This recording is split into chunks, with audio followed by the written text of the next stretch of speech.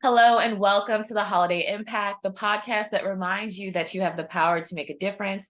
I'm your host, Shantae Holiday, and each week we'll explore the mindset, habits, and strategies that will help you overcome obstacles, seize opportunities, and create a positive impact in your life and in your business. Joining me today is Imanuel. Thank you so much for being here.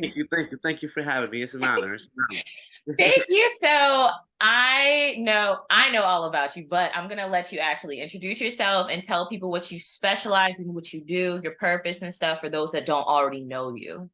Okay, cool. Yeah. So my name is Imanuel Brown. I started off with a credit repair business. So, just literally helping people get their credit together, teaching people about credit. A lot of people are just really scared of credit because they're just, they don't have the knowledge and don't really know how to utilize it and leverage it. So that was my first business venture, getting into the credit repair space.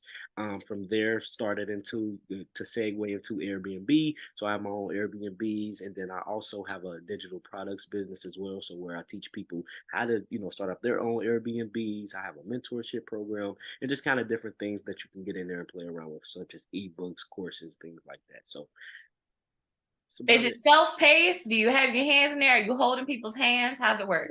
So I have both. So I have some stuff that's self-paced and my hands is not in it at all. It's just you go in there, you do your thing. And then I also have stuff where my hands is in there and I walk you through step by step, hold your hand and everything like that. So both options, however you want it. Got you. Okay, cool. So what exactly is your reason why? I know you have your fiance, beautiful lady, That's Keisha, correct. right? Yep, yep. There we go. And I know you have your two beautiful baby girls. So are they your reason why and stuff there? Did you go through something where you were For my like, I'm for my tired of daughter, this? for my daughter and my son. Okay. But so yeah, so for me, obviously, just kind of my background, so just how I came up and I was raised, and so obviously, nothing to knock against my parents or anything like that. But I mean, it's reality, it is what it is. So, growing up in Section 8 poverty neighborhoods, just different things like that that I had to kind of go through in life and just understand that I didn't want my life to be like that moving forward, but also I wanted to be able to show my parents a better way of living. So that was kind of like the backbone of it all. And then obviously, as you like you said, just having a fiance, having kids, it just adds more fuel to it as well. To where it's like for me, I have no choice but to do it. I have to be the one to make sure we all can experience a better lifestyle because we all come from the same places. Right. So like I know you said and stuff that you grew up kind of like, on the other side of wealth, basically, right? So growing up Section 8 and stuff like that, you could have turned out much differently. Did you have people in your area that were trying to like, get you to do things that you weren't supposed to be doing? Or like did you end up basically going the straight and narrow the whole way? Yeah, absolutely. So I'm not gonna sit here and lie, and act like I'm just some type of saint, and I just was, a perfect person my whole life. So obviously, yeah, I done went down rabbit holes when I'm doing stuff I know personally I have no business doing, but also like you said, hanging around the wrong people, being in the wrong crowds. But one thing for sure with me, although I did go down certain rabbit holes and do different things that I know I had no business doing, I always still had the end goal in mind and knew what I was trying to obtain. So I feel like some people don't have that, and so when they go down the wrong roads and paths, they get too deep into them and wind up falling off the grid. So that wasn't the case for me because I did still have an end goal, to where I wanted to get to. So it was easier for me to still navigate out of it, although I did go down, wrong paths where I shouldn't have. Right. At least you're honest about it though, right? Yeah, for sure. Like we I'm not perfect. Yeah, I've done stuff as well. So yeah, got you're yeah. just finding stuff there. We all have a past. I have a past, but I'm not being interviewed today. So that's for a whole nother day. But I'm so proud of you and stuff there because it sounds like even when you might not have known how to get to point A to point B exactly and stuff there, you knew exactly that you wanted different and more and better, right? So, like, yeah, and stuff there. So, I think that that's absolutely amazing. And so, when did you start your group on Facebook? What's the name of your group? When did you start it? Why did you start it? Personal and business credit into wealth. Started about, I want to say, I don't know, maybe about 6, 7 months ago. And I started the group just because, like I said, once I really started to dive into the credit space and really just become obsessed with it, I started to see not only what it did for me, but also how many others out there who don't have this information, don't have the knowledge, and what it could do for them. So that's why I started up the group, so that way I can start to tie a lot of folks in, bring them to the group, just drop game on, 'em, give them knowledge, and really just kind of put them into the know, so that way they can change their lives as well. Because I mean, this credit and business credit space, I mean, my life has changed. It changed. Right. I mean, but it's so cool to see the transition of you and your family and the growth and stuff, because I know you feel the trajectory. It wasn't overnight, but now that you have, like, your foot on the gas, it's like every 2 weeks, this guy's got a new Airbnb. and so, He's collecting rings like Thanos right now. Like, it's and so, ridiculous. and so, if I can be honest with you, part of the reason why I move so fast the way I do is obviously a challenge for myself. But beyond that, I do that so that way others can see. So, for instance, like you said, it's like I'm getting a new Airbnb every 2 weeks, whatever the case is. With that being said, most people feel Right. like they can't even get one. Right. So if I go out here and I'm showing you I'm getting one every month back to back, you Literally. gonna look at me like, man, he's doing that. I know I can at least get one. That's all I want to do. He's I just want happy. to exactly. So all I want to do is put that motivation and drive into you. So where you see, yeah, I might be getting one every month or whatever the case is, and I'm moving at a fast, rapid pace. But now for you, I want to be able to give you the motivation so that way you can see, okay, well, I know I can at least get one. I might not be able to get 4 or 5 how you have, but I can get one. And if I can do that, then I'm doing my job. Because realistically, like I said, this is something that we all can do. We just have to Right. believe in ourselves and literally, like you said, put your foot on the gas and execute. And I do want to point something out, though. He's not just getting them with absolutely no strategy at all. He's making sure that he can afford it. He's making sure that with every Airbnb he has, he still has financial reserves. Him and his fiance still have income coming in. You still have your full-time job right now, right? Correct. Yep. So So he's not getting them and just be like, if I fall off a cliff, I right. fall. Like, Right. No, yeah, it's definitely a whole strategy plan behind it, and obviously that's exactly what I teach. So I teach folks how to obviously properly structure the Airbnb business because that's the first thing. If we don't have it properly structured, we can go ahead and do away with this. So I teach you how to properly structure it. I teach you how to get this thing without even using your money. So with $0 down, I teach you where to go and shop to get the furniture, how you need to do it, where to find the properties, the market analysis. Because at the end of the day, we in this to make money. So I don't care about it being the most lavish property or anything like that. If I run the numbers and the numbers does not make sense, I don't want it. I don't care. It can be the best property in the neighborhood. If the right. numbers don't make sense for me, we don't want it. And so I Because if teach nobody's going to you book it, it ain't worth exactly, it. exactly. So I teach all of that, the whole game plan, the whole blueprint. So literally everybody can get out here and make the same thing happen. And I know you also teach, like you said, I want to touch a point on something you said, that you teach how they can get started with no money down and stuff there, right? So you also specialize in business credit as well and leveraging those, right? So tell me a little bit about that.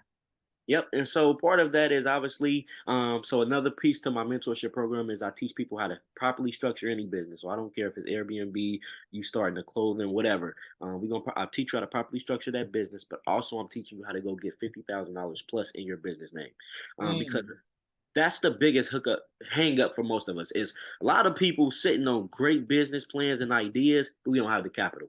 And so literally they're sitting on and they're just like, when I get this money, if I get this money, I'm gonna be able to do this. So now I take away that and I remove that issue from you. Now you can literally go and get your business started and off the ground. So I'm teaching folks how to go get this money in their business name. And I don't care if it's a brand new LLC or if it's one that you already have established. So it doesn't matter. We're gonna go get $50,000 plus, and we're gonna go get these businesses started up. Um, but yeah, this business credit is it's amazing. So personal credit is obviously one thing. We know how serious and important personal credit is, but once we get that together, I mean, business credit, I mean it's a whole different ball game. mm. So Do they need to and stuff there? Of course, I know certain answers to these questions, but I know that some people listening and watching might not. So I'm going to ask anyway, right. right? So, do they need to fix their personal credit challenges, let's say that, in order to really make boss moves in the business credit world? Absolutely, you definitely Okay. need to fix your personal. And so it's funny that you asked that. A year ago, when I first started up the credit repair business, I literally made a post and I'll go and share it. I'll go and find it so I can share it. But I literally made a post and I literally stated from this point moving forward, do not ask me about any of the moves. How am I doing anything? Just know everything that I do from this point moving forward is off of credit. I literally said that on Facebook a year ago. And so absolutely to answer your question, yeah, in order to make these boss moves and get all of these things off the ground, we definitely have to have our personal credit in order first. And that's why I don't like sometimes how I see some folks on Facebook and they're telling people you don't need personal credit, da da da, because even if you build up the business credit on the business credit loan, some things we still need to have our personal credit in check. So I just there's no way around it. Put it that way. So we have Mm. to get our personal credit in order, in check, and then I mean we hit the ground running from there. Right, and stuff there. And even if you feel like you have a low credit score and it's impossible, nothing's impossible. You can Right. come up from anything. I've seen someone go from a 438 to a 680 within 6 months and stuff there. Sometimes you can get to it sooner, but that means you probably need some capital coming in, right? So this person went and got additional job and Right. then started literally selling plates too. Like they was serious with it. I ain't gonna What name you no names. gotta You know who you do. are. I'm proud of you. Like she knows in Maryland who I'm talking about. And so I promised her when she even started and stuff there in my program and stuff. This is years ago. I'm getting old. God.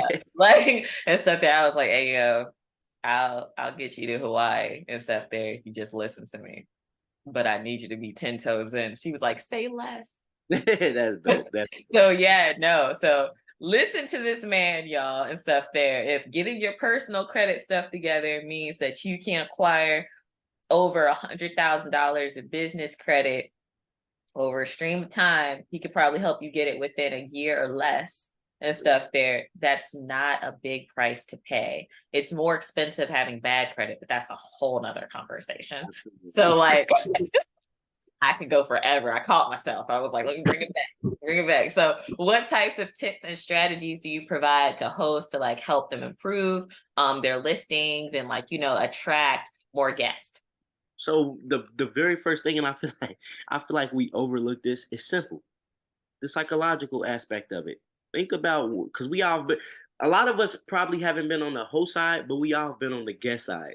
So just Hey, think about it. Whatever attracted you, think about that same thought process when you're on the other end and you're trying to become a host. So whether it was the description or the photo layout, the things that they had in the unit, the stories that they kind of the way that they painted the pictures on the listing. Just think about those kind of things so that way now when you're on the host end of it, you know exactly what to reciprocate, so that way you can get others attracted to your unit. It's literally that simple. And then from there, obviously, we have so many different resources out here to help you with that, as far as hiring a property management team or a co-host, just different people that you can get to help you maximize these different things.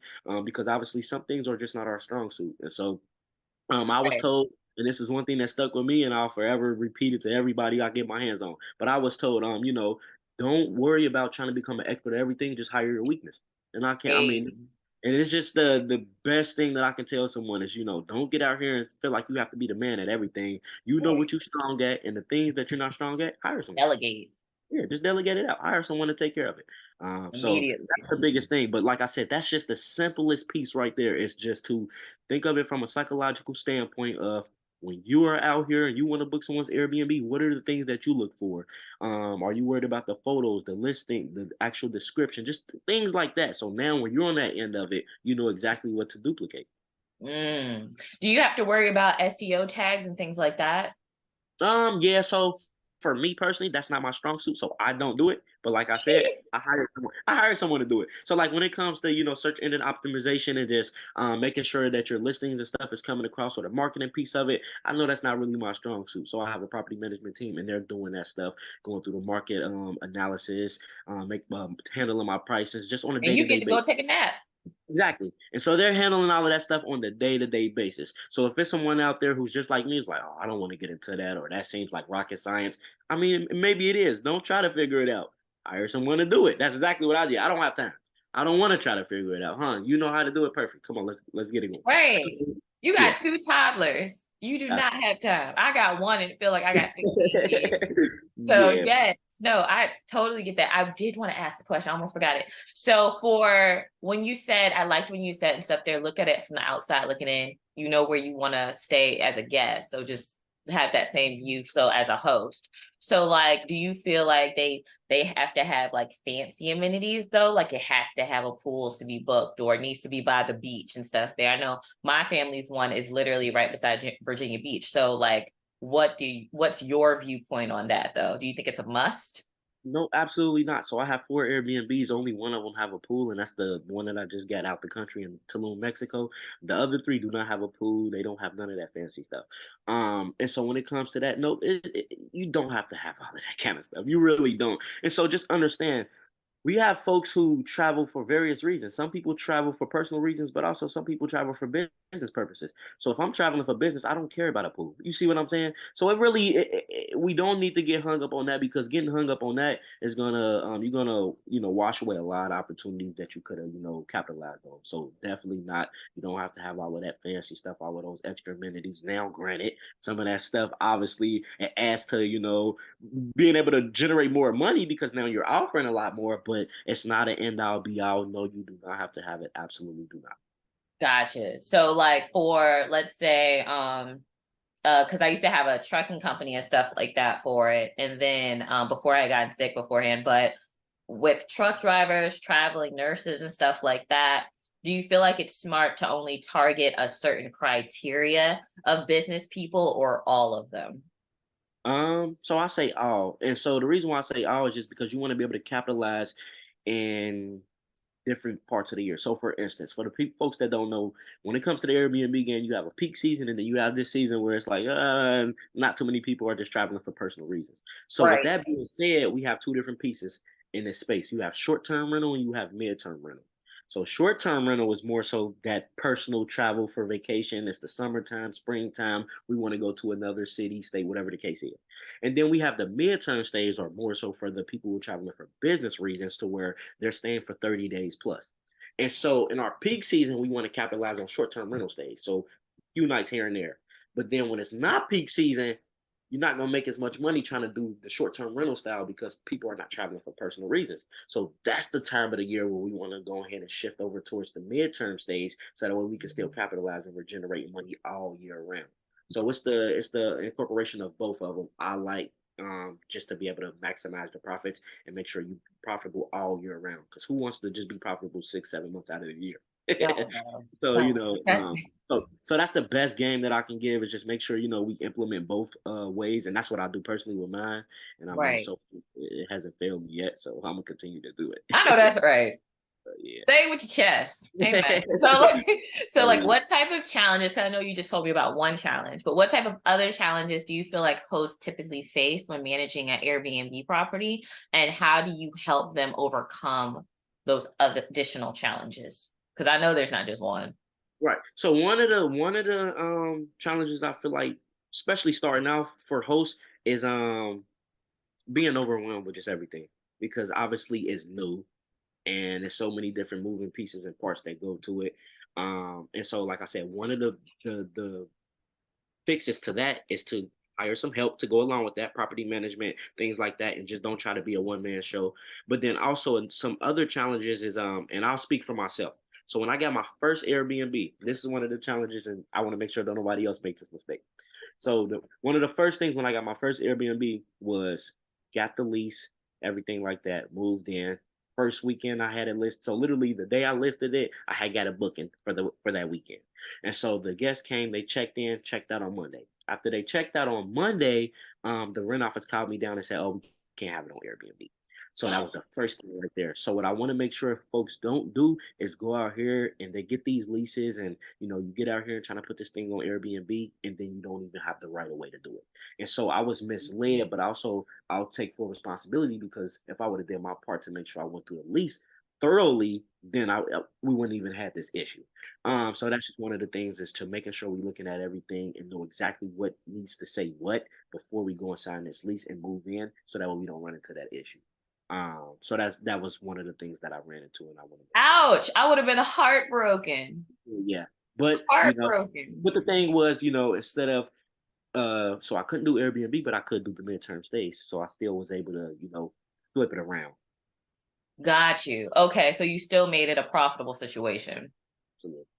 Amen. Ain't God good. Okay. All right. I like that. Yeah. So like you said, what is it there? I don't know. What is it that you said that you, if you had read the lease properly, then you would have been able to see that. And so that's why you like, you're taking accountability for that. What kind of verbiage are they going to be looking for on the lease and stuff there for things like that?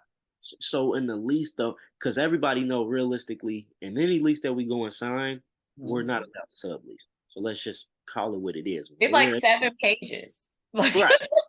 So we're not allowed to sublease, and any lease is gonna say that. So realistically, when we're doing Airbnb, you're renting out a place to someone else, meaning you're subletting.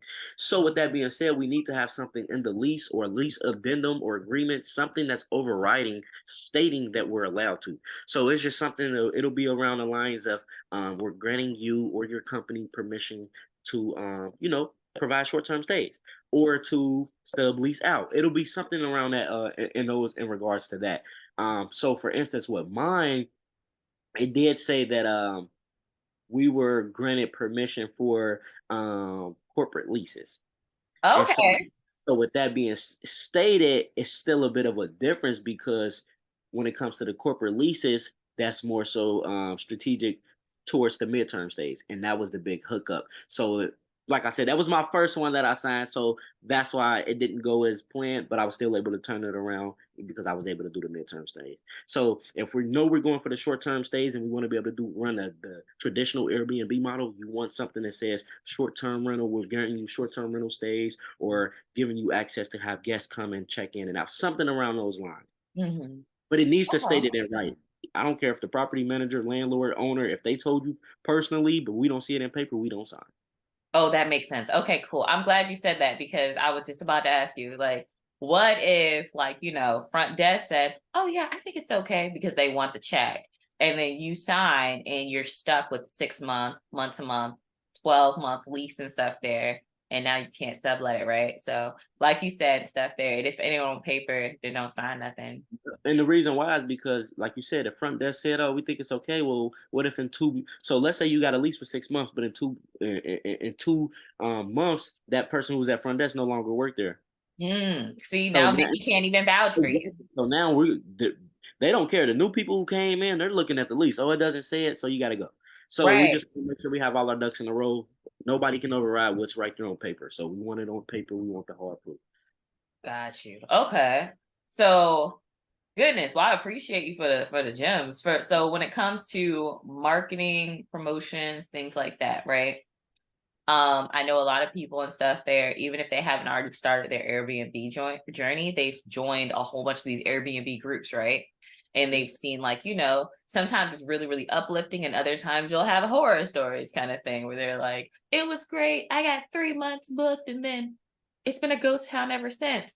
Right. They're not taking certain strategies like you are, though, to be prepared for the slower months as well. So I also look into that part too, and stuff there, just because I think it's like really intriguing. But when it comes to the types of marketing and promotional strategies, what have you found to be the most effective for reaching your potential guest and building your brand? So realistically, it comes down to just how you actually have the listing set up. So as far as like minor tweaks, as far as making sure we have professional photos, that's going to be the most important because that's the first thing someone's going to see before they click into your listing. So if you have some, I don't care if you have the newest, latest iPhone, the Google Pixel, I don't care what it is.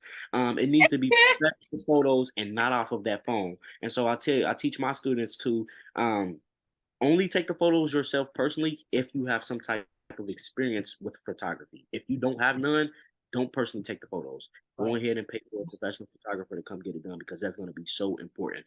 But besides that, it's going to come down to the listing, how you have it set up, the way you have it set up, the description, the details that you provide, just things like that. And then overall, there isn't really much to do when it comes to marketing your Airbnb because think about it. When you or any one of us go to do an Airbnb, what do? We jump right on Airbnb, Verbo. We jump on those platforms. We don't go to anybody specifically like, "Hey, I'm trying to get a Airbnb out here. Who can I go to?" We don't do that. We jump directly to the app. So I love that because these platforms does the marketing for you itself.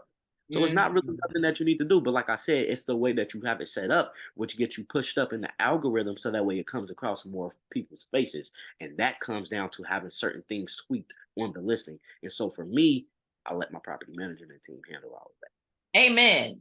that. Amen. I was about to say, so I'm not mad at you at all. So if someone has no photography experience, you're saying they should not walk in there with an iPhone and a ring light. That's Absolutely. I don't care if you have no professional experience, photography experience. I don't care if it's the iPhone, the Google Pixel. I don't care if you have the most expensive actual real camera. You personally, you put the camera down and you pay a professional photographer. I Absolutely, because there's a certain way that we have to take these photos, certain things that you need to capture, the lighting, just all of those different things plays a factor, and so it needs to be professionally done. Right. And I saw a few of your Airbnb listings that, you post them on Facebook. And I love how you take your audience in real time through your journey, which is so dope, right? So I was looking at Emmanuel's photos and for his Airbnbs, and you can tell that the photographer was trying to actually tell a story with the pictures as if the person is already there, as if they've already booked, right? So I'm about to go sit on the couch and stuff there to go watch a movie. What is it there? The patio blinds might be open a little bit so I can look out the window and see the view and stuff there for it.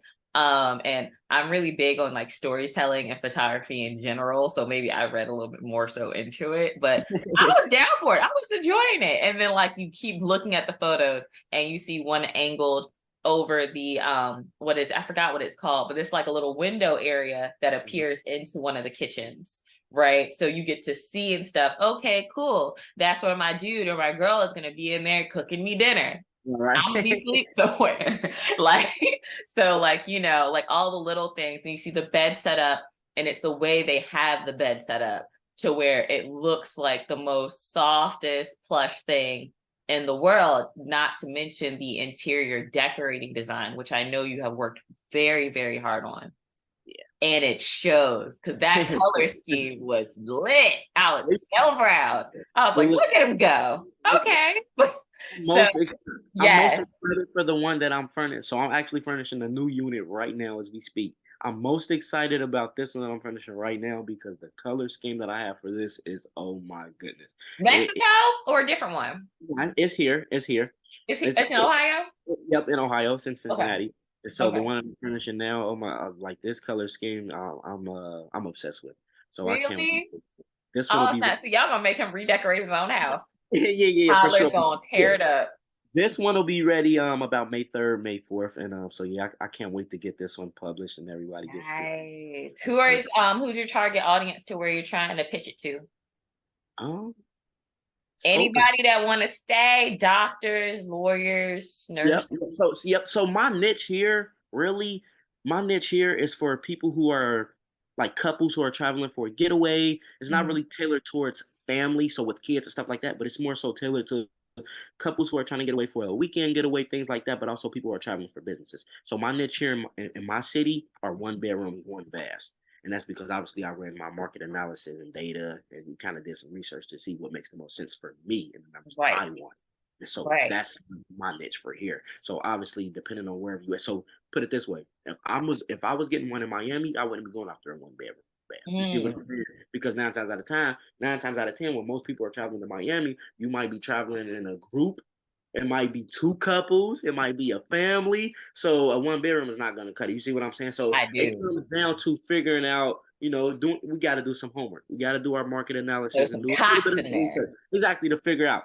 But to double back to what you said about with the photos telling a story, that's absolutely what we're shooting for each and every time with our listings. The reason why is because what some people fail to realize is we're not selling real estate. So don't get out here and get a photographer who just take photography or photos for real estate, because that's not what we're trying to accomplish.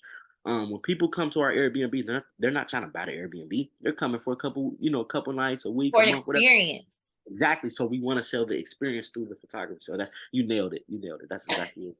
Oh man, no words and stuff there. I was made for that stuff. I was like, I know the word. Yeah, you nailed So like it. for what was it called? It was something else I wanted to ask you and stuff there too. So I got it back. I got it. So when it happens to, so let's say I'm in Virginia, you know Mhm. that, right? I'm at the Capitol and stuff there. So if I wanted to pay you to acquire an Airbnb for me in Ohio, how much would you charge? And That I not just don't. me, but anyone listening and Right. So watching.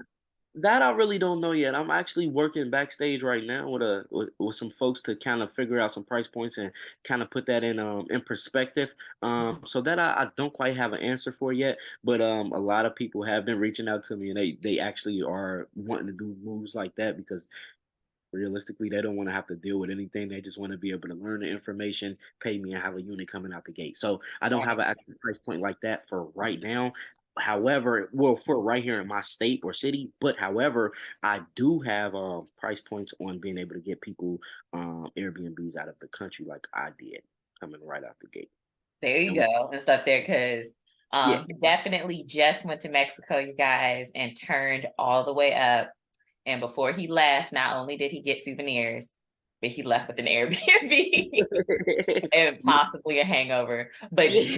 definitely got some keys. And so, yeah, now whenever he goes to Mexico and stuff there, for whatever reason, if he wants to stay at his own unit and no one else is there for a few days, he doesn't have to pay anywhere to stay. If he just wants to fly straight to Mexico and stuff there, and maybe not do a cruise and stuff there, my family's obsessed with cruises. But if he wanted to fly straight there and take a week, he doesn't have to worry about a place to stay either. And I think that's really, really cool where like you can fly, take a vacation, leave, and know that it's going to be booked and busy Right. because it's not like it snows that I know of in Mexico. I don't think so. Yeah, Yeah. I ain't never heard that before. I would probably be scared if I see snow out there. Like, so I mean, like I was taken back when it snowed in Texas a couple of years ago. Yeah, But those yeah. are some different times. Those are COVID times. Right, right. Those don't count. So there's that and stuff there. So I know that I have one more question for you, but I don't know if you have time for it. I know you have to leave. Now go ahead. We're good. And stuff there. I'll make it quick. So how do you help host manage guest expectations and ensure that they have a good experience while staying at that Airbnb property? So part of that is going through my Airbnb course, and that's what I teach them. Just properly having everything structured and set up from the jump. So we want to make sure we be proactive, not reactive. So once we do everything and have it properly structured and set up front, we eliminate a lot of different scenarios and things that we potentially could run into. Now, on the back end of that, obviously, we might have some, guests who run into certain issues or whatever the case is. And then once again, my favorite that I'm gonna revert back to is that's why we have our property management team in place. And so they handle, the customer, dealing with our customers, issues, anything like that. And then also we always, with our Airbnbs, we want to have a handyman on the team. That's important because Mm, imagine, things are gonna, happen. And it's a property. Things are gonna happen. So if you need something patched up, anything, is for plumbing, anything like that, you need to have a handyman on your thing. And so I mm. do have some apps that I'll shoot out there for some folks who have thumbtack and thumbtack and you have handy. Those are two places that you can go and you can literally get a handyman on your team, and I don't care where you're at. That's But very true because I've used them both for yeah, Virginia. yeah, yeah, yeah, exactly. So but yeah, that's the thing. So like I said, it's and then realistically, it comes down to however you want to do it. So I don't want to keep throwing a property management team out there like, oh, everyone has to do that or everyone has to get a co-host because you absolutely don't. But it just Right. depends on what you're shooting for. For me, I know I'm shooting for passive income. I want to make Right. money and I don't want to have to do anything with it. So that's why I keep throwing it out there because if I can have a team in place or anything like that to operate and run the show, and all I got to do is sit back, collect the money, and then pay my team, oh, I'm all for it. I'm That all for it. all of that stuff. And I think you just answered my last question and stuff there too, because I was about to ask you, does the property management team, do they also handle checking in with housekeeping as well? Because I know you said they handle everything else. So I would imagine that they're also automating your housekeeping as well too, so you don't have to. So actually it's a little bit so it can be that way, but the way I have mine set up is a little bit different. So I utilize a tool where I'm able to sync my calendar for my listing Mhm. with my cleaner or my housekeeper. And so with that being said, there's literally no communication that really needs to happen because they know exactly when I have a guest checking in and Mhm. exactly when I have a guest checking out. Because as soon as someone books on my end, it literally goes straight to their calendar. So now they accept the cleaning and they know exactly when it needs to be done. I don't What have if to. they don't accept the cleaning? Well, so if they don't accept it, you can have a primary and a secondary cleaning. Amen. And so if the primary one is not available to do it, you have your secondary. And now if your secondary is not available to clean it, then you want to have, probably do a little dig in there, get someone in there. But 9 times out of 10, if you properly put together your team, you have credible people, then, that shouldn't be an issue. But that's why I love that so much, is because there's no disconnect and there's no consistently having to reach out. Hey, I have a cleaning. No, as soon as someone books, it automatically gets shot to the calendar and they get notified, a week in advance, a month in advance, even like a couple days and then a day in advance. So it's no reason that they forgot or anything like that. And everything is just systematic. Right, right. So you have 4 Airbnbs right now, right? Including the one in Mexico. How much have you made from your Airbnb so far? Um, the one in Mexico, I've The one in made. Mexico, I might not count because you Yeah, haven't listed that one, right? well, so it did just get listed, and then I do have a guest coming to check in. Well, they haven't checked in yet, so obviously the money hasn't rolled through yet. But we'll count it. Never mind. Keep counting. Okay, Absolutely. but so for the one that my very first one that I have a midterm that I had to turn into a midterm rental. Right now on profit on that one, I'm doing about $500 a month on that. My the one that I'm furnishing now obviously isn't ready yet, and then the other one that I've put up, I just got up in March 1st was the first day that I got that one up, and so far already I think I've made about $2,500. How much? 25. That's not bad. Yeah. So with that one, What is now? It's April 13th now. So yeah. So and I have a guest in there right now. I have a guest in there right now. So that one, when I first put that one up, the first day that I put that one up, it got booked. The very right. first day I listed that one, it got booked for a whole month. Like So the very first day. like I'm talking about the very first day. And it was booked for a month. The very first day, and it was booked for a month. That's a beautiful thing. Like That's literally a beautiful thing. the very first day. But yeah, so I definitely don't want people to get misled or feel like, oh, you're gonna, what I'm saying, just be a thousandaire over, just because you get this first Airbnb up and Right. running. They build up over time. Exactly. And so this is the idea here. The idea with this, because I mean, realistically, true wealth is accumulated over time. So I mean, I don't know. Some folks out here think that it's just gonna happen overnight or in Right. 1 month I'm gonna be up 100,000. No, that's not how it works. But Right. this is the idea. Let's say we ran numbers, did analysis. Okay, we know one Airbnb can give us, after all expenses and everything, one Airbnb can cash flow $700 a month. Well, now the idea is this: okay, if one can give me cash flow of 700, now let's say I got 4 of them. Well, now that's cash flow of $2,800 a month, free cash flow. You see what? So that's the idea: is running numbers, making sense, seeing what our cash flow can be after all expenses are paid. What are we going to make, and then rinse and repeat. After you get your first one, it's the same process over and over. That's it. So literally, the hard part is just getting started. Once you get started, you get your first one. It's literally the exact same process every time. Every Jeez. time. And that's how I was able to get one. So just to put it back in perspective for some folks who don't know, Yeah.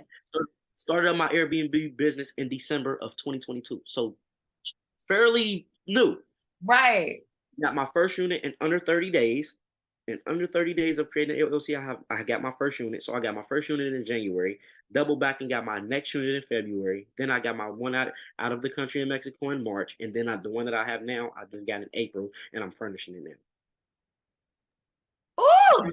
so I mean, I literally did an Airbnb every month since starting up the business. I told you it was every 2 weeks. I was exaggerating, but I wasn't. But that's what I'm saying. That's the thing. If I can go and do an Airbnb every month since starting up my business, there's no way someone out here mean to tell me they can't get one. Uno. Y'all heard him. He's That's challenging all y'all it to takes. show up. And like I said, that's all it takes. I'm speaking from experience. After I got my first one, I'm like, oh, it's rinse and repeat. That's it. And I don't have to use my money. Oh, okay, let's do it. Rinse and repeat. After you get the first one, it's literally the exact same thing. You How literally often are you paying off your business credit cards? so that's the thing. So I'm gonna give people the hack. So with the business, I like cheap debt. So the debt that I'm going to get, we have about a year to 18 months to pay this stuff off. Oh, a year? A year to 18 months. Okay, 18 months. Yep, no interest, no hidden fees. You only paying back what you use. Y'all better listen to him. And that's more than enough time to obviously start generating that money to be able to put it back. You Because just got to get to work. exactly. So, like I said, let's put it back in perspective. If I get this, if I used, let's say I used $4,000, right? But I got a Right. year or 18 months to pay that back, and my free cash flow was $700 a month. You see what I'm saying? I do. In about what, 6 months you got that paid off. Good God. All right. So, like, how many Airbnbs are you trying to accumulate by the end of the year? And what do you want to make monthly from those at that point? So I know over. So I don't really know the number by the end of the year. I do know I'm done getting them here in my city. I have 3 years. No reason for me to get no more here.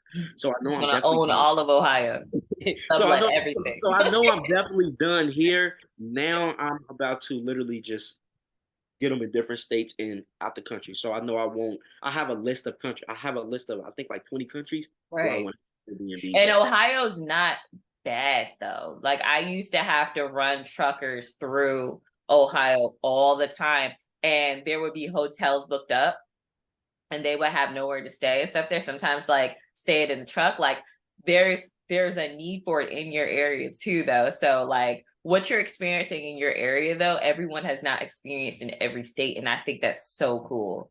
Like I feel like it's your gold mine and stuff there. So yeah, But definitely. but my number is I want to be between 10,000 and 15,000 a month just off my Airbnb business alone. Bet that's not bad. And Yeah, that's super attainable yeah, definitely. because So the first one is already at 5 and then soon it'll be at 25. So it's just gonna keep going up anyway. So I could see that for you for sure. And then you still have your coaching and your one-on-one. So how can people find you if they want to follow you, invest in you, join your groups? So Facebook, Imanuel Brown. On Instagram, it's Imanuel underscore Brown. And then you can go to my credit repair website at www.aowservices.com, or for the mentorship and all the digital products, one-on-one coaching and everything like that, is www.eltefinancial.com. And so And you just can also find that in his group as well, exactly. So yep, right? and my group on Facebook is personal and business credit into wealth, because that's exactly what we do. We build up the personal credit, we leverage that, we start getting our business credit, and we literally just turning that stuff into wealth. That's the blueprint. Well, the 18 months to pay it off. I'm still on that. No interest, no interest, no fees. And so, like I tell people, this is exactly how I tell people for it to make sense. Let's say that you wanted to start up your business, and I'm like, okay, well, here go $10,000 right here. You don't owe me anything. You just pay me $25 a month, whatever the case is, and then you can pay me the $10,000 back. You got a year to 18 months to pay me that $10,000 back. No interest, nothing extra, just the $10,000. And Mhm. everybody like, oh yeah, bet I'll do it. Come on, yeah, I will. Exactly. Exactly. Because if they can't make no money and stuff in a year to If you 18 months, then if you can't make that money, and that's the thing, when we go out here to get the money, we're not going to get this money because we want to go shopping. We want to go, no, we're not going to buy no car because we want people to see what we driving in. No. So when you get this money, you better have something useful that you want to utilize it for. And if you can't make that money back, then you had no business getting it in the first place. So obviously you want to have the blueprint, you want to have the game plan or whatever it is that you're trying to accomplish and get done. And obviously start constructing business. And as long as you got that in a row, yeah, go for it. Like I he's said, not walking around with rims and fur coats, yeah, y'all. absolutely, absolutely. And Okay. so and so literally right now, I mean I can literally go get any car that I want. But you wouldn't believe I drive a 2004 Honda Accord, and I also have a 2004 Nissan Pathfinder SUV. And I love pulling up in that because just people in this world, we get so caught up into just being accepted, or having the flashy thing, that the stuff Right. on the eye. But when realistically, we need to be worried about getting these businesses, getting assets that's going to produce income every month. And so for me, I'm okay with that. I own those cars. I don't have no car. No, I know I can go to the lot right now and get anything I want. But why? My cars are perfectly fine. They get me from point A to point B. I don't need to do Exactly. that. You see what I'm so just trying to help Exactly. people to understand. Let's get the businesses, let's get the assets in place, and then we let those assets and businesses fund the lifestyle that we want. Absolutely. You already know. I was talking about forming a retreat and stuff there for all my successful students and everyone like that. And I'm definitely pulling up in a 2010 Toyota Corolla. That's Yeah, it. There will be no rims. exactly. So Like, it's like, why? Why? yeah, there won't be any sort of spinning rims. I mean, there won't be any sort of fur coats and stuff there. I don't have any gold teeth, at least not yet. Might have like a diamond fang one day, if God lets me. I'm still praying on it. He's like, sit down, Shantae, not yet. So yeah, no, but I love all of the gems that you've given and stuff there. I love your transparency, and I wholeheartedly appreciate you for coming and talking on my podcast. Thank you. Thank you. Now before I let you go, because I know you didn't put off some appointments for me and delayed them, so thank you. Before I let you go, is there anything, any closing words that you would like to say to the audience and stuff there to inspire and motivate the whole Yep, night?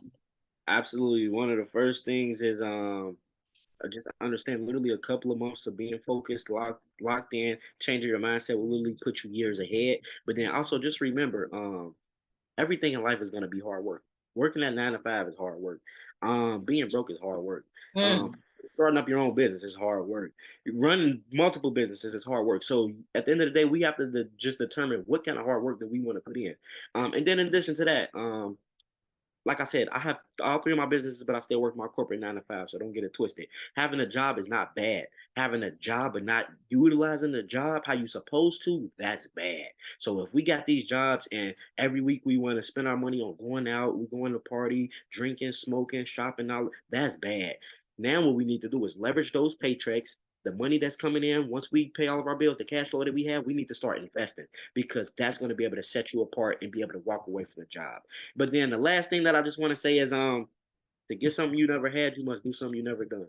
So I mm. mean, we made it this far in life and you know where you want to be. Obviously, you're not doing something right. So we need to change something. So I mean it's a You harsh ain't lying.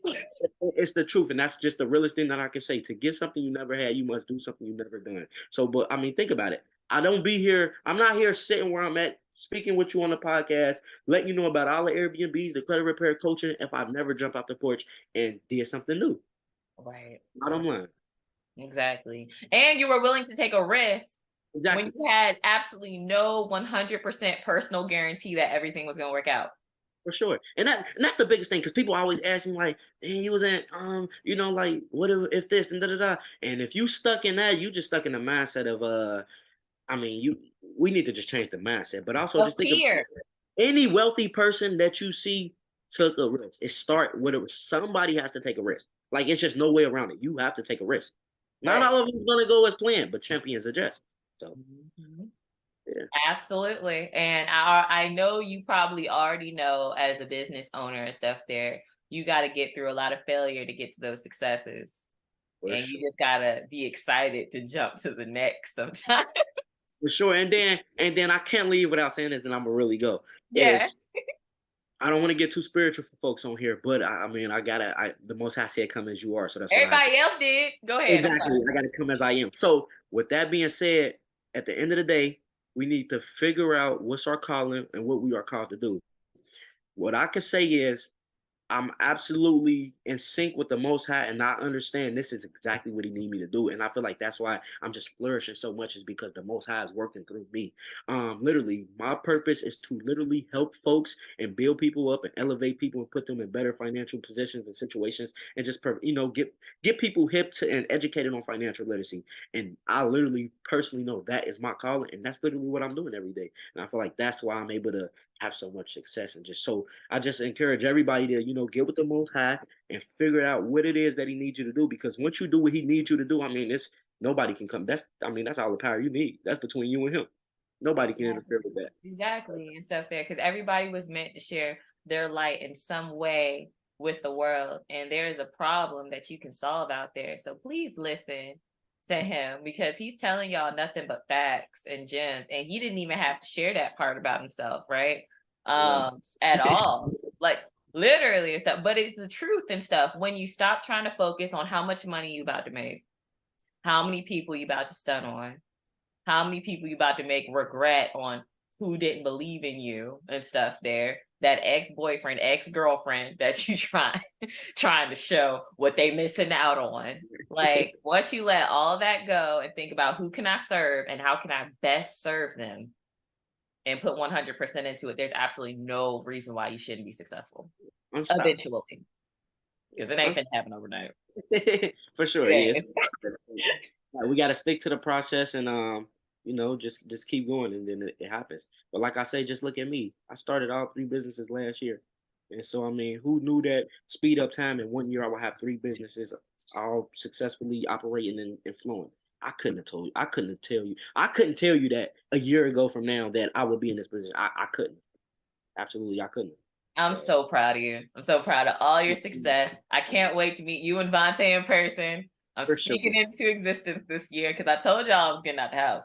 And I'm ready. We ready for it. I'm gonna speak for him too, because I know we talk about it all the time. So we ready. We ready.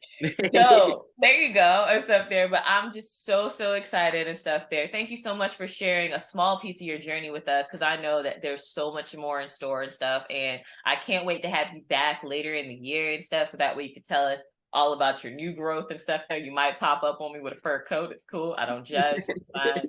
Like, but thank you so much. And you have an amazing day. You guys, thank you so much for joining me with the Holiday Impact. My name is Shantae Holiday, and I will see you guys the next episode.